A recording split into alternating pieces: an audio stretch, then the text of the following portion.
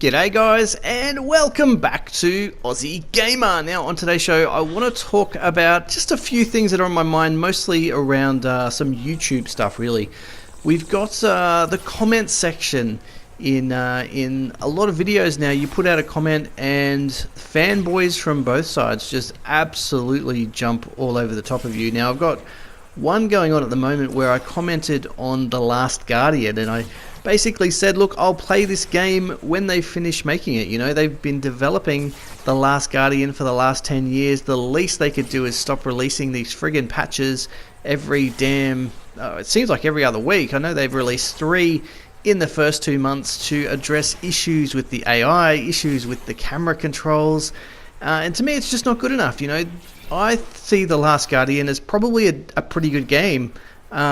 But my big issue with it, it's a play once title. I don't think that I could see The Last Guardian as a, you know, go through, play it multiple times. It's certainly not a multiplayer game.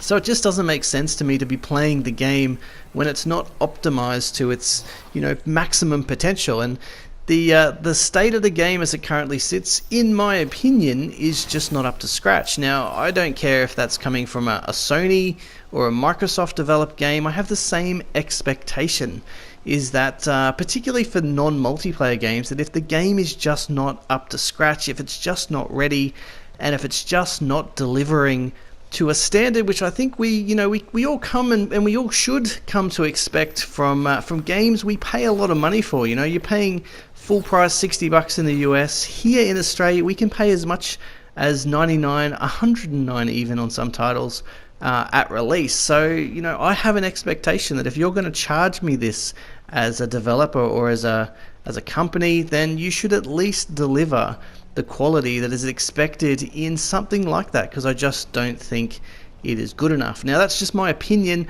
I'd love to get your commentary on the whole subject in the comment section down below. Now, getting back to what I was originally saying about YouTube comments. Now, like I said, I mentioned that comment over on, I think it was a Digital Foundry video not that long ago, and the Sony fanboys absolutely jumped all over the top of me, saying that I was nitpicking and I was being picky, and some of my comments were just, you know, silly and irresponsible, and I just don't see it that way.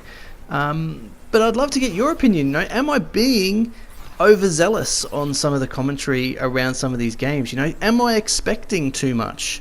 Am I expecting a game that's been developed for near on 10 years to live up to an expectation of quality? You know, or do we just go and say, you know what, near enough is good enough, close enough, I can forgive them?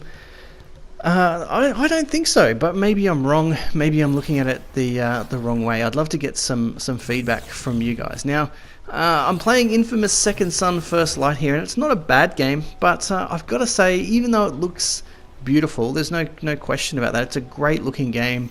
It's just so damn empty.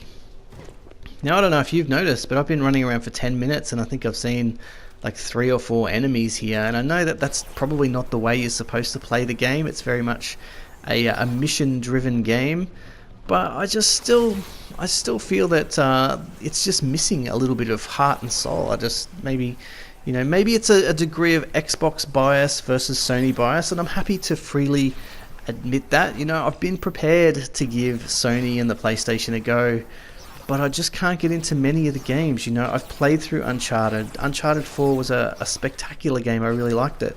I've played through The Last of Us Remastered, and again, that's probably one of the best games I've ever played, but it's a play once, maybe play twice in, like, you know, 3, 4 or 5 years time title, and that's a little bit disappointing. So look, that's just my point of view. I know the multiplats currently are probably a little bit visually better on PlayStation 4, but I don't think that's going to be the case when it comes to Scorpio versus the Pro. I think the Scorpio is going to deliver the graphical fidelity that we haven't seen in a console before.